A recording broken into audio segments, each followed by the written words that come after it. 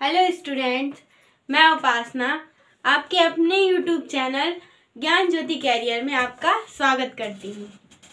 I hope आप सभी ठीक होंगे और अपनी पढ़ाई अच्छे से कर रहे होंगे। तो कल हमने जो पढ़ा था वर्णमाला। क्या पढ़ा था हमने? वर्णमाला के बारे में पढ़ा था कल कि वर्णों के व्यवस्थित क्रम को हम वर्णमाला कहते हैं। थोड़ा सा रिवाइज कर लेते हैं कल का, इसके बाद हम आगे पढ़ेंगे। आज का टॉपिक भी डाला हुआ है और कल का थोड़ा सा रिवाइज करने के बाद हम आगे बढ़ेंगे। तो पहले हमने पढ़ा था, कल क्या पढ़ा था? वर्णमाला के बारे में। वर्णों के व्यवस्थित क्रम को हम वर्णमाला कहते हैं और वर्णमाला को हमने दो भागों में बांटा था। कौन कौन? स्वर और व्यंजन। तो हमने स्वरों के बारे में उसके पहले ही पढ़ा था ना। स्वर कौन कौन से होते हैं?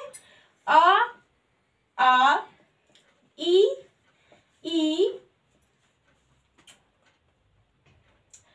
ऊ, री, ए, आई, ओ और औ। पढ़ा था हमने इनके बारे में कि ये होते हैं हमारे स्वर, ठीक है। और हमने इनके उच्चारण स्थान के बारे में भी पढ़ा था। क्या पढ़ा था? स्वरों के उच्चारण स्थान के बारे में। तो थोड़ा सा बताइए, अ और आ को हम कहाँ से उच्चारित करते हैं? ई को कहाँ से उच्चारित करते हैं? और ऊ को, री को, इसी प्रकार ए और आए, ओ, आओ को कहाँ से उच्चारित करते हैं? आ, छोटा आ और यानी कि अ और अ। इसका हमने कल क्रम बताया था ना, कंठ, तालु, ओष्ठ और मूर्धन्य। कल हमने पढ़ा था इसके बारे में, यानी कि क्रम हम याद कर सकते हैं, कंठ, तालु, ओष्ठ और मूर्धन्य। तो सबसे पहले अ और आ को हमने कहां से उच्चारित किया? कंठ से। ई और ई को तालु से। ऊ और ऊ को कहां से? ओष्ठ। इनको बोलने पर ओठ हमारे बाहर को आ जाते हैं, इसलिए हमें पता चलता है कहां से उच्चारित हो रहे हैं? ओष्ठ से। और री को मूर्धन्य से।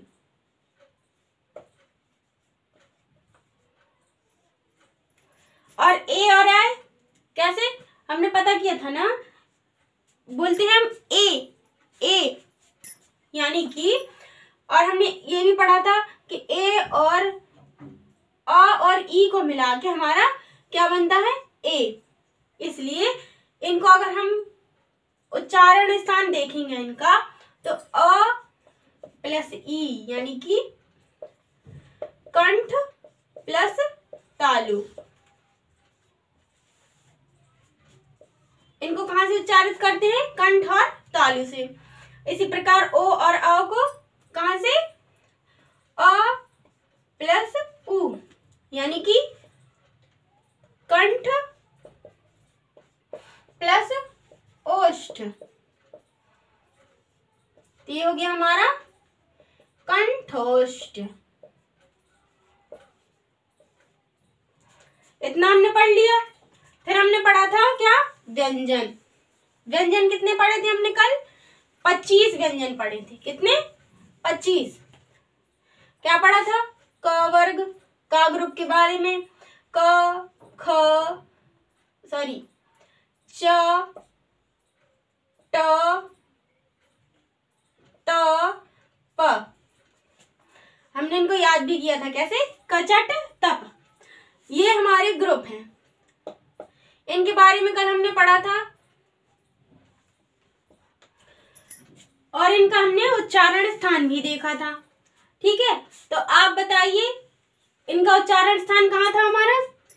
का वर्ग का उच्चारण स्थान कहाँ था? च का, ट का, त का और प का। इनका उच्चारण स्थान बताइए। हमने याद किया था, कल हमने पढ़ा था इनके उच्चारण स्थान के बारे में। के, टी, एम, डी एच, यानी कि कंठ, तालु, मूर्धन्य, दंत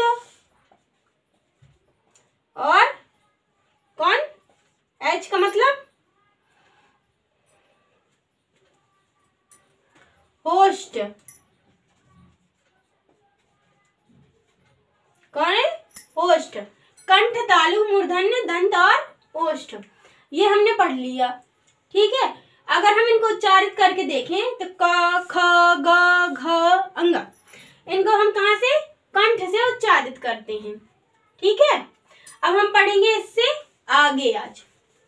ठीक है, और ये कौन से व्यंजन हमारे, कितने, पहला व्यंजन हमने पढ़ा था स्पर्श व्यंजन, स्पर्शी या संघर्षी, यानी क्योंकि हमें इनको बोलने में हमारा जो हवा वायु है जो कंठ से निकलती है वो मुख के कई भागों को छूते हुए निकलती है, इसलिए हम इनको क्या कहते हैं, स्पर्शी व्यंजन। ठीक है, अब अगला हम पढ़ेंगे अंतस्थ व्यंजन।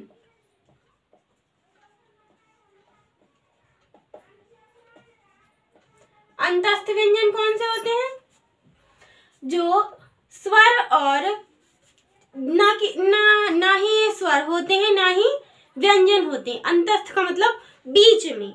ठीक है, क्योंकि ना तो इन्हें स्वर में गिन सकते हैं और ना ही व्यंजन में, होते तो व्यंजन ही हैं पर इनकी जो प्रणाली होती है ये ज्यादातर बीच में ही आ जाते हैं। कौन कौन से, य, र, ल और व। अब तीसरे नंबर पर कौन आता है हमारा,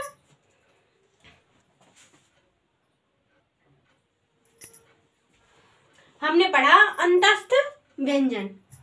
अंतस्थ व्यंजन कौन कौन से, य, र, ल, व। इसके आगे हम पढ़ेंगे क्या, ऊष्म व्यंजन। ऊष्म व्यंजन ये कौन कौन से होते हैं, स,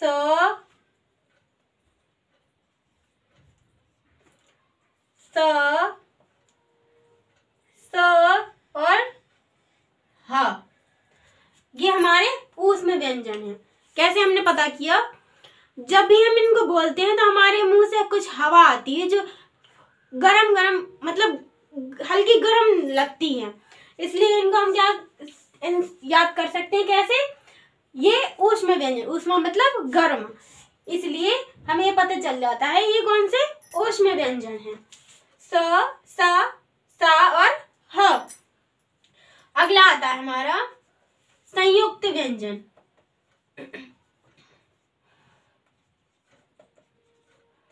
कौन सा, संयुक्त व्यंजन। संयुक्त व्यंजन कौन से होते हैं, छ, त्र, ज्ञ और श्र। कौन से, छ, त्र, ज्ञ और श्र, ये हमारे होते हैं संयुक्त व्यंजन। छ जो बनता है ये अधक्का प्लस स को मिलाकर बनता है क्या, छ, और त्र बनता है हमारा त, आधा ता और र को मिलाकर, और ज्ञ कैसे बनता है, ज और य, इनको मिलाकर ज्ञ बनता है, और श्र किससे बनता है, अधस्सा और र को मिलाकर। तो हमें पता चल गया ये संयुक्त व्यंजन कैसे बनते हैं। अगर हम इनको साथ में मिला देंगे तो बनेगा छ, त और र को साथ में मिला देंगे तो बनेगा त्र, ज और ज्ञ को साथ में मिला देंगे तो क्या बनेगा, ज्ञ, श और र को साथ में मिला देंगे तो क्या बनेगा, श्र।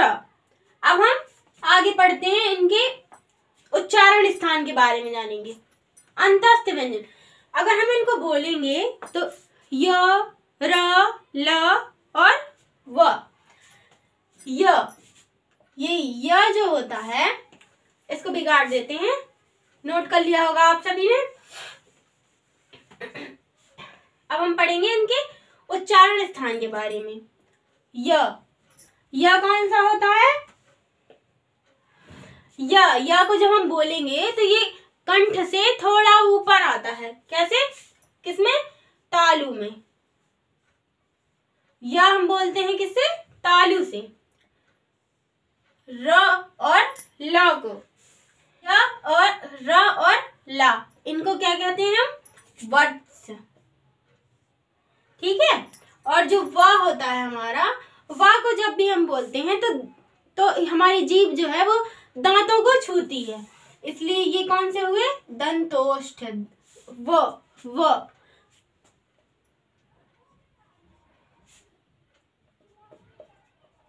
दंतोष्ठ। कौन से? दंतोष्ठ। ठीक है। अब हम ऊष्म व्यंजन के जो थे हमारे, उनके उच्चारण स्थान के बारे में जानेंगे। ठीक है। ऊष्म व्यंजन कहाँ से उच्चारित होते हैं? श श श।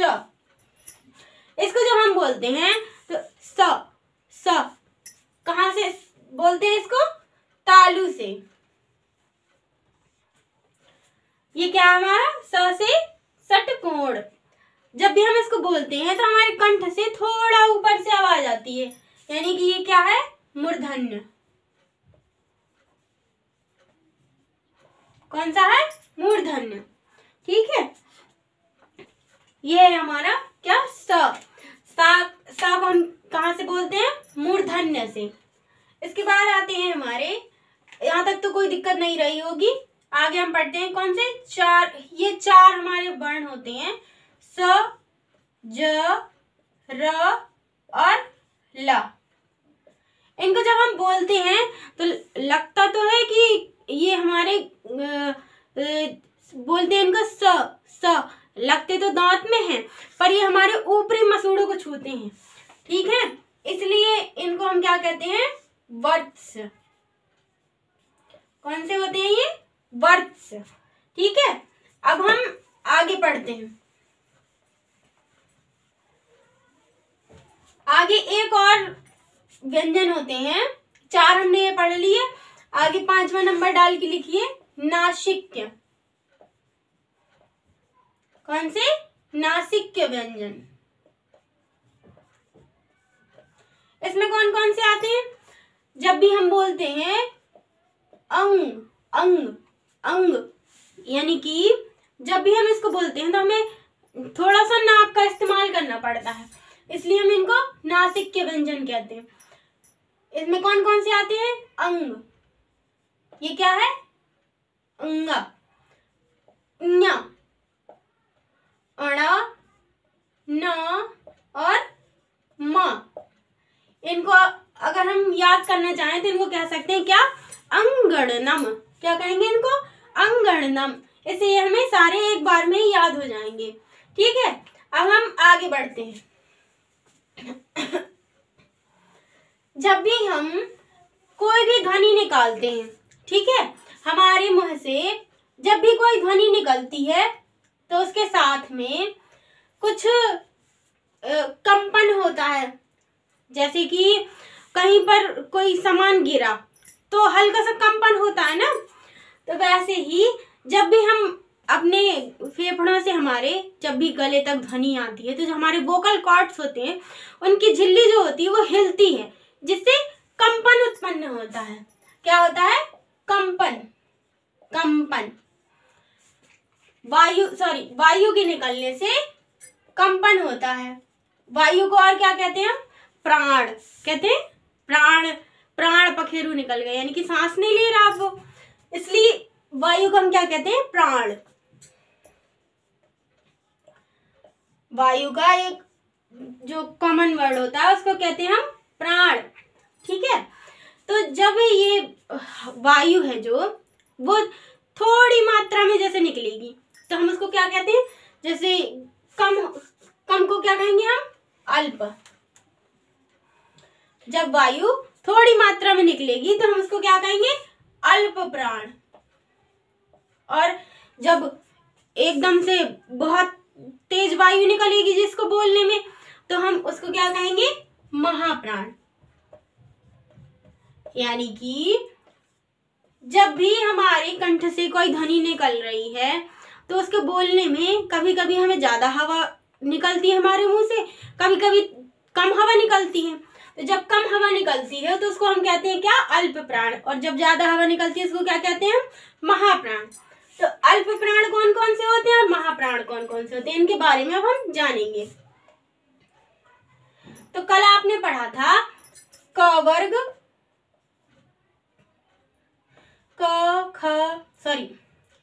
च, ट, त और प।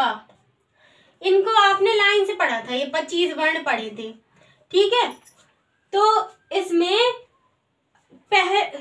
जो हमने बोला, सबसे पहले आप खुद बोल के देखिए, क, इसमें कितनी कम हवा निकल रही है, निकल रही है ना, एकदम थोड़ी सी। पर हम जब भी ख बोल रहे हैं तो ख बोलने में हमारे मुंह से कितनी हवा निकल रही है। इसलिए ये हमें कैसे पता चला, बोलने से। प्रैक्टिकल जो होता है उससे सबसे अच्छी चीज क्या होती, प्रैक्टिकल करना। प्रैक्टिकल से हम कोई भी चीज रटना नहीं ठीक होता कि हमने रट लिया। कोई कहता जो इवन होते हैं वो अल्प प्राण होते हैं, जो ऑड होते हैं वो महाप्राण होते हैं। पर एक बार हम प्रैक्टिकल करके भी तो देख सकते हैं ना उसको। तो जब हमने प्रैक्टिकल किया तो पाया जो क है हमारा, क ये क्या है, अल्प प्राण है, ठीक है। और जो ख है ये क्या है, महाप्राण है। तो इसको लिखिए आप, अल्प प्राण में अल्प प्राण हेडिंग डालिए और लिखिए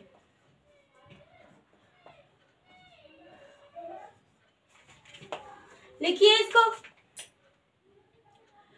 हर एक वर्ग के पहले तीसरे और पांचवा वर्ड, पहला तीसरा और पांचवा वर्ड अल्प प्राण होता है। अब तो आप नहीं भूलेंगे ना, जैसे क वर्ग में कौन कौन से, क, ग और अंगा, ये कौन है, अल्प प्राण है। और च वर्ग में च, ज और इया, ये क्या है, अल्प प्राण। और ट वर्ग में ट, ड और अणा, ये क्या है, अल्प प्राण है। और आगे त वर्ग में त, द, न, ये कौन है, अल्प प्राण है। आगे प वर्ग में प, ब और म, ये क्या है, अल्प प्राण है, ठीक है। तो अल्प प्राण याद हो गया आपको।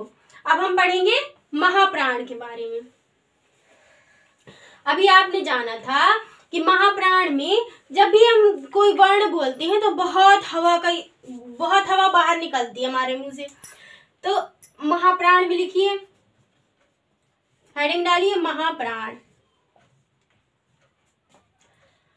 हर वर्ग का दूसरा और चौथा वर्ण, कौन सा, दूसरा और चौथा वर्ण महाप्राण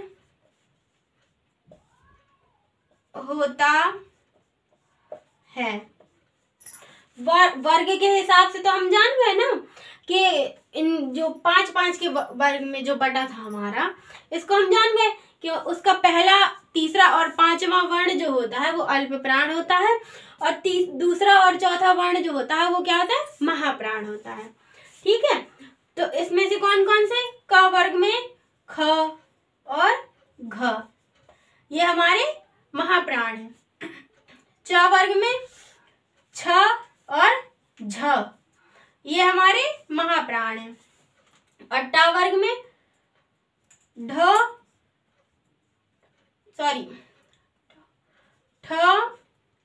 और ढ, ये हमारे महाप्राण है। और आगे त वर्ग में त, थ, द, ध, ये हमारे महाप्राण हैं। आगे और प वर्ग में फ भ, ये हमारे महाप्राण हैं। इनको नोट कर लीजिए अपनी कॉपी में और हम इसके बाद आगे बढ़ते हैं। जब